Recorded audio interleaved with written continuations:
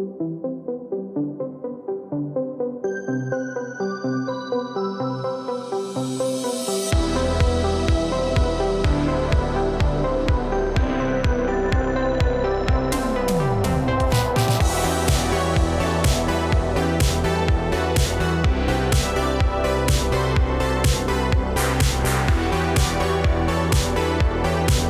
listening to the Strangeology podcast. I'm your host, Jeff Foran, and this is your place to explore the weird, the strange and unexplained, from cryptids and creatures, the paranormal, aliens and UFOs, forbidden knowledge, ancient mysteries, conspiracies, and more.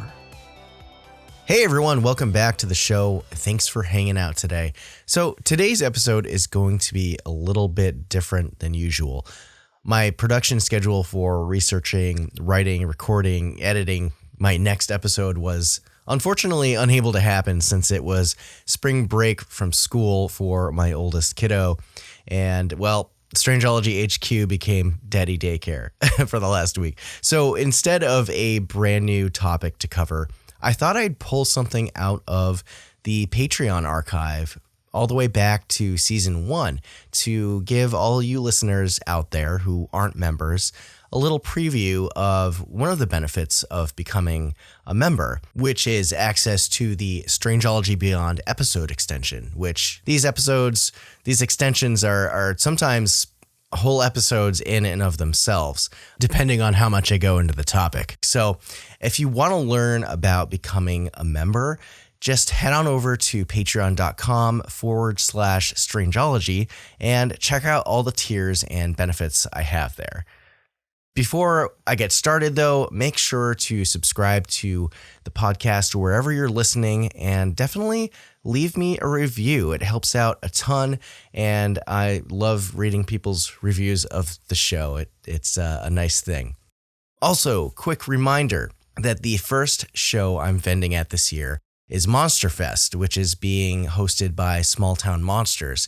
And this show is less than a month away, so I am going to be scrambling for the next 3 or 4 weeks, prepping and making sure I have enough merch and all that stuff. That reminds me, I have to dig into all my old bins, which I haven't opened up since CryptidCon, and see what I need to restock on. And I've got a couple new designs that I need to order some prints for and get the old heat press fired up.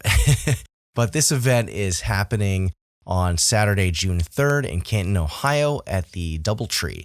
It goes from 10 a.m. to 6 p.m. and tickets are still on sale. I think they're like $20 and some change.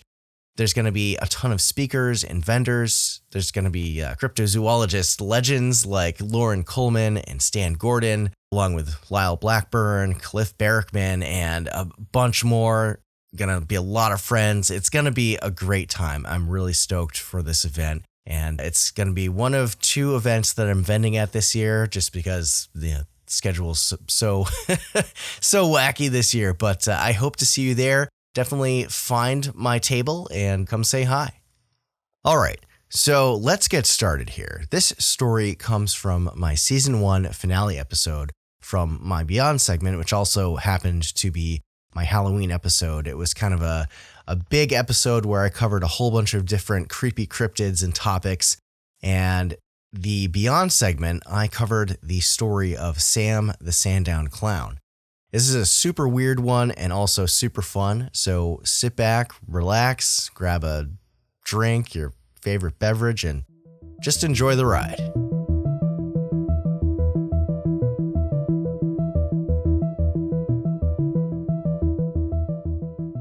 Anyway, I wanted to continue on with one more creepy creature encounter story for y'all. And for this one, we're going international, and it's going to involve creepy clowns because why not? So let's just get into it.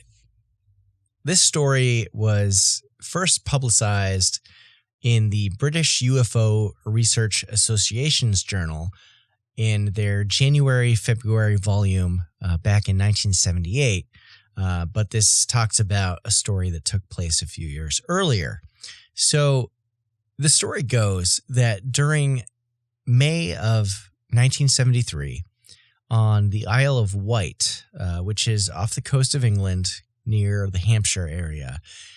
And this island is known for being this popular tourist destination. It's got decent weather, has great scenery, and it also has a story of an uncanny clown-like entity that was out of this world. And on the eastern side of the isle, there's this resort town called Sandown, which has this golf course, as resort towns do. And it was smack right in the middle between the town to the north, Shanklin, and Sandown to the south.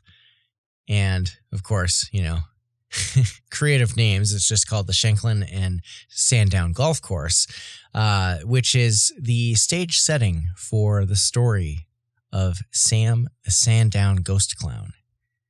So it was 4 p.m. one day in May, and a then 7-year-old girl that the story calls Faye, I'm assuming it's a pseudonym, along with a male friend around the same age, were wandering around the golf course and exploring all the vast fairways and all the terrain and the hills around it, just, doing kid stuff, having a good time.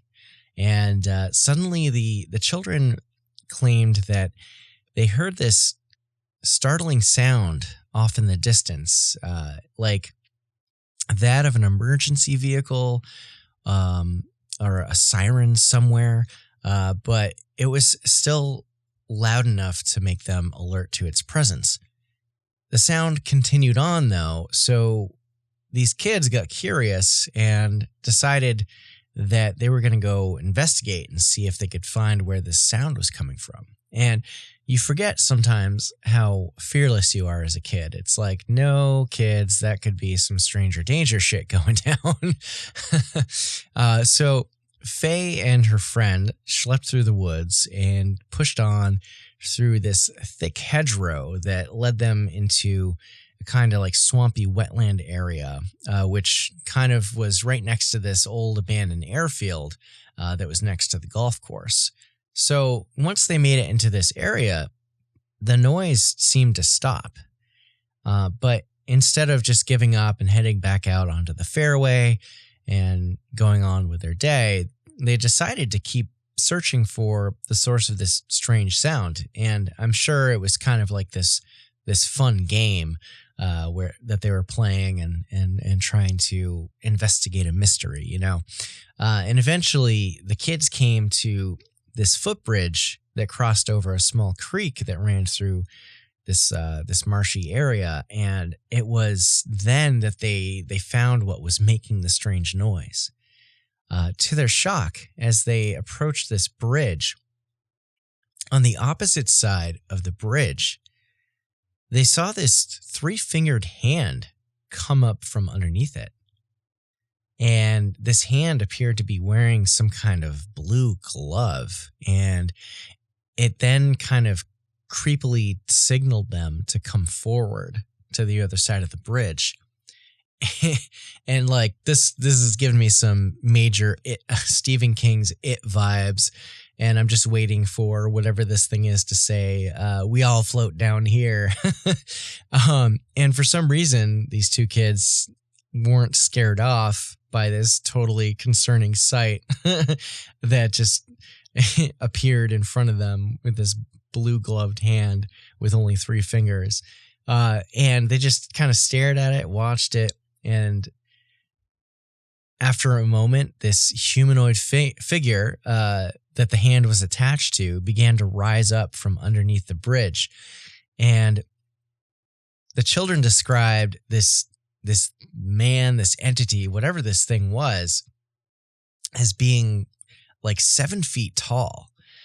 And it had no neck and wore this yellow pointed hat that had a black knob on its tip. And it appeared to have these 2 antennae that appeared to be wooden on either side of the hat.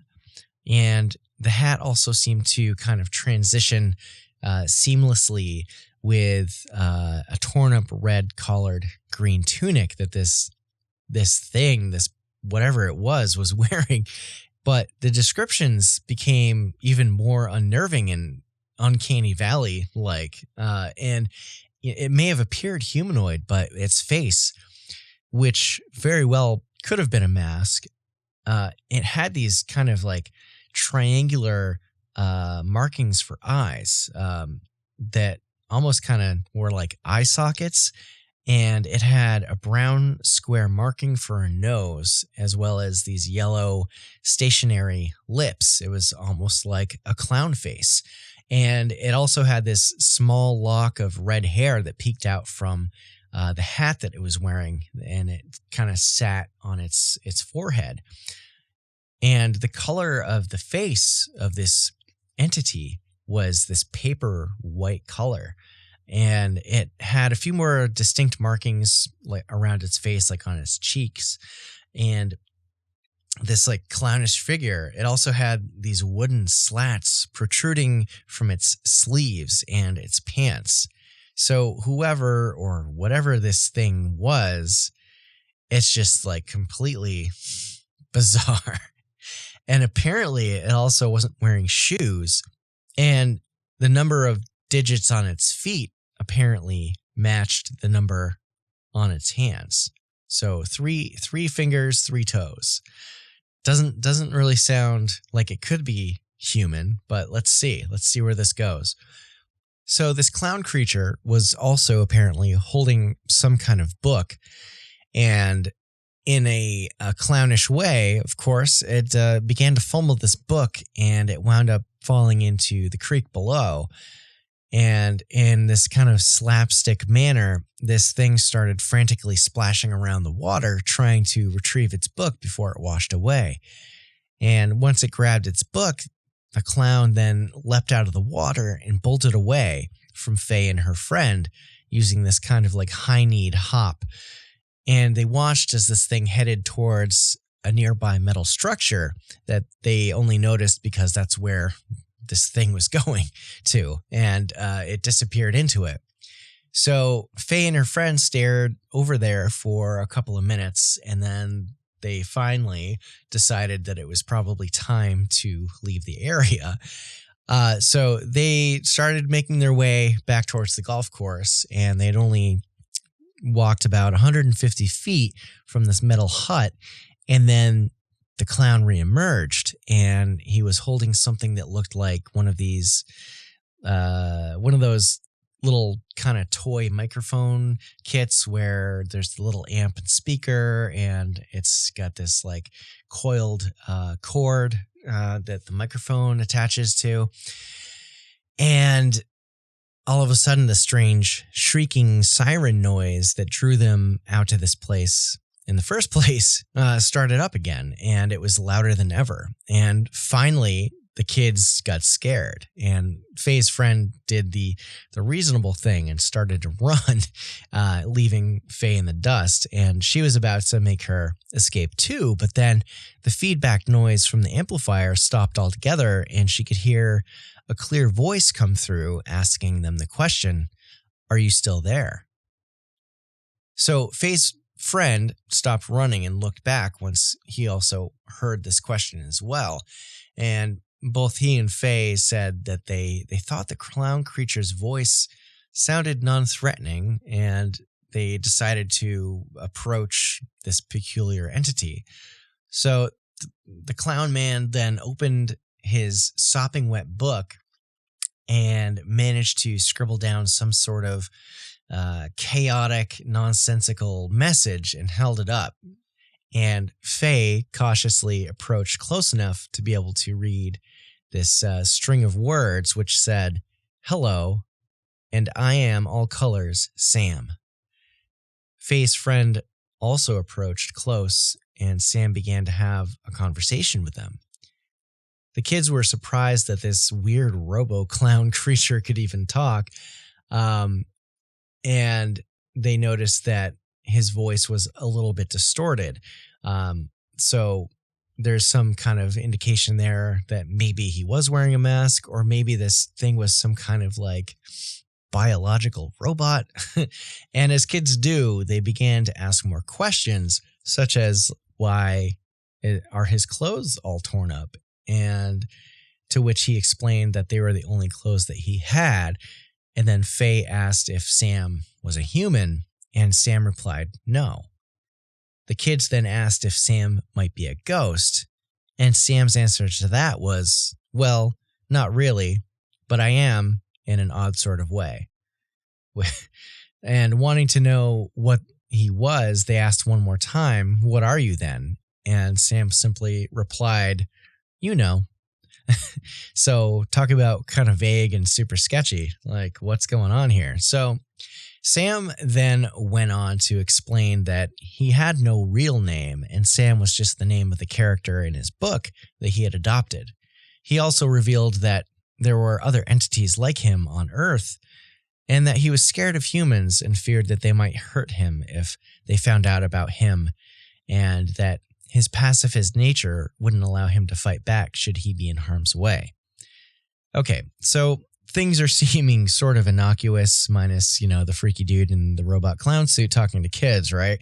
Well, then things kind of become a little bit more concerning, and Sam invites the kids into his windowless metal hut. So they wound up following him into it.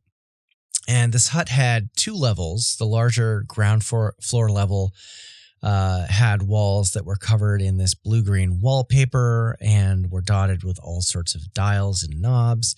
And Sam had also decorated the place with some simple wooden furniture and even an electric heater. The upper level was small with a metal floor and not really as much going on as the ground level. Now, Sam explained that he had managed to survive out here on a diet of berries and water from the nearby creek, which he was able to purify by some unknown means so that it was drinkable. So, all indications seem to point that he's at least alive, a living being of some sort, whether or not it's some eccentric guy in a mask or a suit or what is still unclear at this point.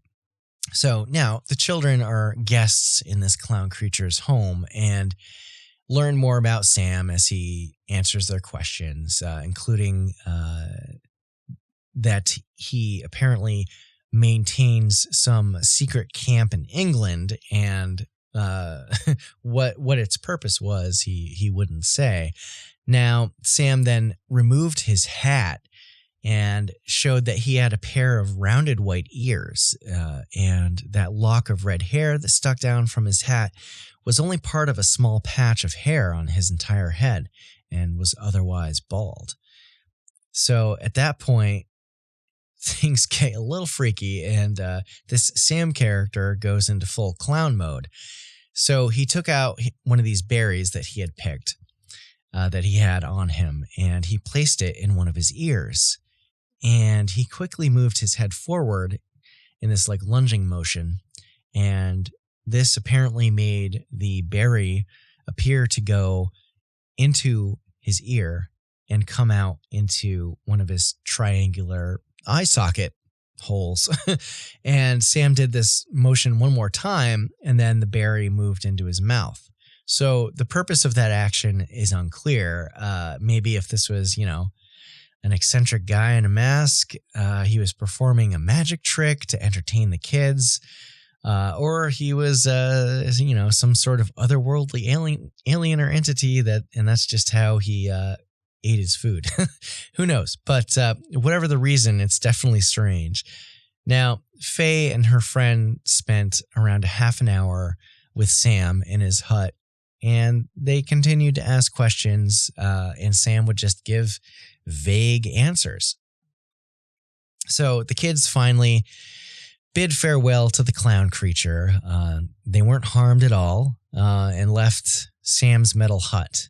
And they ran back to the golf course as fast as they could to look for any adult that they could find to tell their outlandish story to. And the first person they ran into was one of the groundskeepers of the golf course. And he just laughed at their story, thinking, the kids are just making stuff up. There's nothing to this. And according to the journal that reported this story, Faye and her friend seemed truly convinced that they had encountered a ghost or someone dressed up in a really weird getup. They were convinced that what they experienced was real, whether or not it was paranormal or if it was just some weird guy living out in the woods. They were sure that it had happened. Now, Faye had wanted to tell her father, but she feared being ridiculed and that she would be told it was a lie. So she waited a few weeks before mentioning anything to him. And she finally did on June 2nd. And she had her friend who was with her come and corroborate her story. And the amount of detail that she and her friend conveyed in their tale seemed to convince her father enough to believe the story, at least to some extent, and be willing to go out and investigate the site on the golf course where they had this encounter with Sam, the Sandown Clown. However, when they arrived on the scene, there was no trace of a metal hut or anything out of the ordinary. There was no impression in the ground, like nothing to indicate that someone had set up shop out in the woods and was living there for a while. So Faye's father wound up speaking with some workers who were doing some repairs in the area that day, and neither of them noticed or heard anything unusual, apparently. So just what happened on that spring day in 1973 on the Shanklin and Sandown golf course? Was Sam real? Was he an alien, a ghost, some kind of interdimensional being, some kind of biological robot, or simply a crazy guy wearing a mask, living nomadically out in the woods of England, a prankster trying to scare children? Or was it all just a tall tale that Faye and her friend made up? Since this is the only known encounter of a creepy alien robot ghost clown creature out there, this case will probably never be solved. But interestingly, and this was something that, a lot of articles I was reading didn't have an aspect to this. But interestingly, no, I'm not quite done yet. A lot of the stories of Sam the Sandown Clown end there.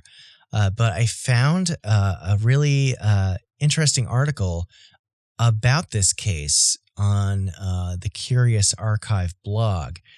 And they go into the story of Faye's father. And apparently her father had a couple of UFO encounters around this same time period. So I'm going to go over that.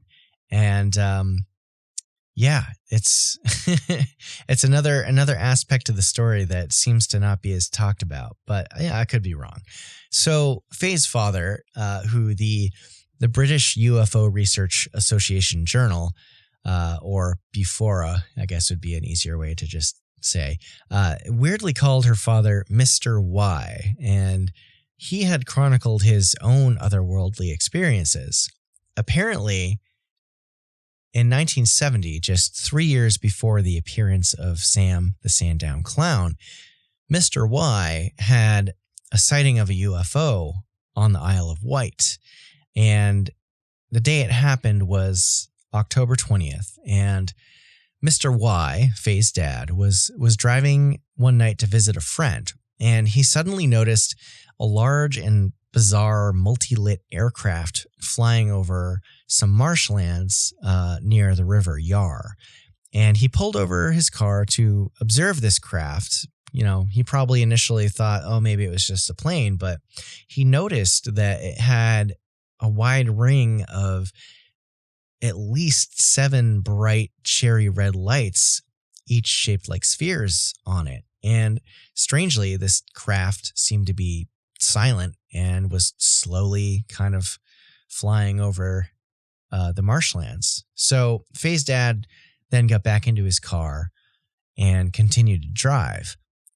I mean, I don't know about you, but I'd probably, well, I guess, you'd either stay and observe it or you'd want to get out out of there as fast as possible. But it didn't seem like he was trying to flee the scene. He just was like, oh, that's something weird. I'm going to get in my car and head to my friend's house. So Mr. Y noticed that this craft continued to fly, and it was moving parallel to his car.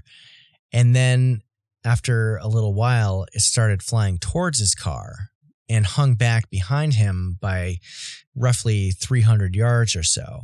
And he could see that the craft seemed to be rotating, and he stopped his car again and got out for some reason to try and signal it with a torch, but nothing happened that we know of, apparently. And he got back into his car again and continued on to his friend's house. But this craft continued to follow him and would bob in and out of trees near the side of the road, almost like it was playing a game of cat and mouse. And he finally arrived at his friend's and went inside. And for some reason, this kind of reminds me a lot of like the Betty and Barney Hill story, but there's no indication of any kind of alien abduction. So that's a little bit of a different aspect. So apparently once he got inside, his friend that he was visiting also saw this craft. But by the time that Faye's dad left his friend's house, the craft had disappeared. And I find it curious that they wouldn't have called the local authorities or anything like that. Like if there was some kind of otherworldly hovering craft with red lights on it that was just kind of hanging around and following you in your car, like you might be a little bit nervous. I don't know. Maybe they thought it was just like a military craft or something, but I know I'd be concerned if I saw something like that was following me on the road at night and all the way to a house I was like going to go hang out at. But interestingly, this wasn't the last encounter that Faye's dad would have with a UFO. 2 years later, in 1972, on March 1st, he was hanging around at Compton Bay, which is on the southwest coast of the Isle of Wight. And while he was there looking down at the water from the cliffside, Mr. Y claimed that this unexpected and unnatural looking tidal surge came into the bay, almost as if something large was in the water, kind of displacing all of that seawater. And he then spotted these two yellow-looking lights that appeared just below the surface of the water, some 40 feet off the shore, and observed them for some time. He described it as it looked like they were just staring at him the whole time. And eventually the lights went away, and this unnatural tide receded back into the ocean. And at that point, Faye's dad just got into his car and drove home. So it seems maybe because of his experiences with sighting some UFOs, it might be why he was a little bit more willing to go investigate this Sam character. Perhaps he thought there was a possible connection between this clown creature and the UFO sightings. Maybe this metal hut was actually a UFO, and that's why it left no trace behind. It just got up and flew off into the sky. Who knows?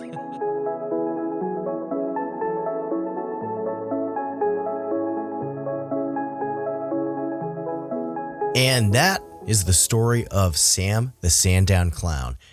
Did those kids really run into this strange alien-type entity? Was it just an eccentric person living in the woods? Or was it all made up? I'll leave that up to you to decide.